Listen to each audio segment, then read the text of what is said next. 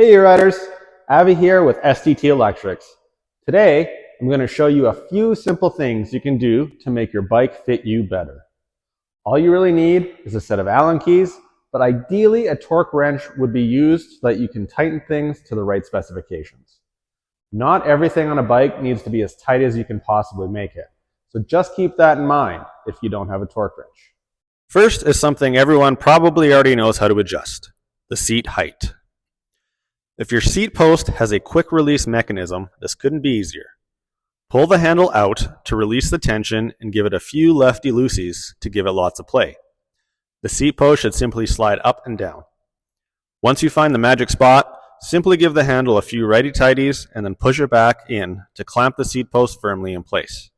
If your bike does not have a quick release, there is likely a bolt that keeps it in place. Simply loosen that bolt and then re-tighten it like with the quick release system. Next up is the saddle position front to back. Some folks don't know that you can slide your seat forward and backward to find an optimal position. It's easiest to do if your seat is off the bike like I have it here, so maybe do this part before settling on a height like in the previous step. There will be 1 or 2 bolts on the underside of the saddle. Use an Allen key to loosen them enough to the point where the seat slides forward and back in its harness. Most saddles have some markings on the harness to show you the limit of how forward or backward you can go. Once you find a comfortable spot, retighten the bolt on the underside of the seat to the torque specifications. A lot of the time, this is written right on the post for easy identification, but sometimes you may have to look in your user manual. If you don't have a torque wrench, but still want to make this adjustment, make sure the bolt is nice and tight and that the saddle doesn't move around at all. On this one here, you can see the torque should be set between 16 and 18 Newton meters, and I'm going to use my torque wrench to make sure I get it right. You may have to repeat this step a few times to find the best position for you. Next, let's tackle some handlebar adjustments. Not all bikes have the same type of stem that you see here, but if you do, we can adjust the reach of the handlebar assembly as a whole unit. Loosen the bolt in the middle of the stem until it releases, and you will be able to pull the handlebars up and closer to the rider or down and farther away. Once you find the sweet spot, simply retighten that bolt.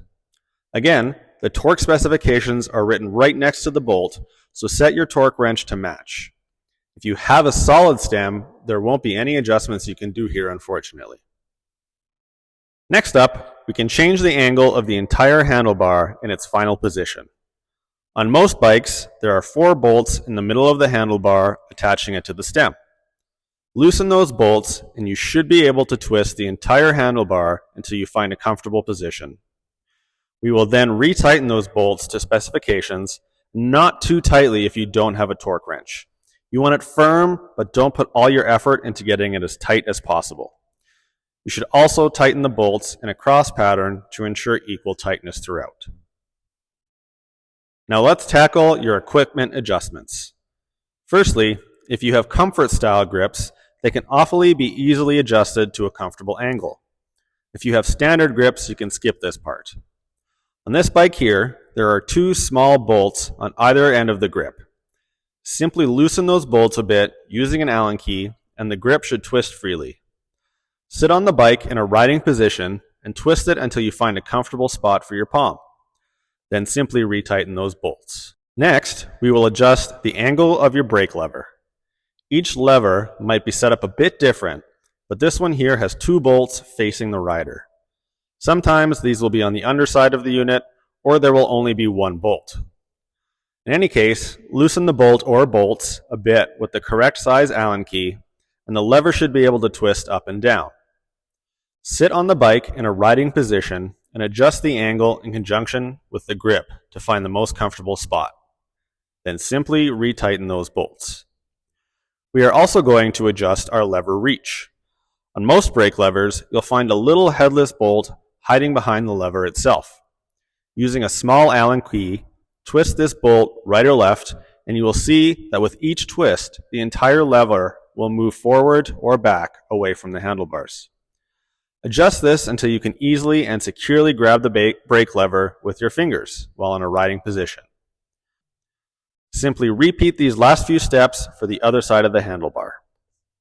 The last step is to get on your bike and take it for a test ride, as it's the best way to ensure you've got everything set where you want it and that it's all tight enough.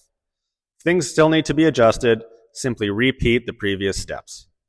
If you notice some things are a bit loose while riding, just go back and tighten those up. Hopefully, when all said and done, you will have a bike that is perfectly set to your preferences.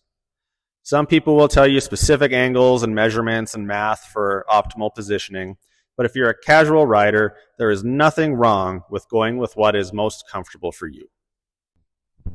Well, that's all I've got for you today, and I hope you can see that it is quite simple to make some minor adjustments to your bike so that you have the most comfortable and fun riding experience possible. If you like these types of videos, please like, comment, and subscribe below. If you have any other questions about any other bike adjustments that I haven't answered, feel free to leave them in the comments and I'll do my best to answer them as soon as possible. Until next time, remember to ride electric with STT and save the T-Rex. Thanks for watching, everyone.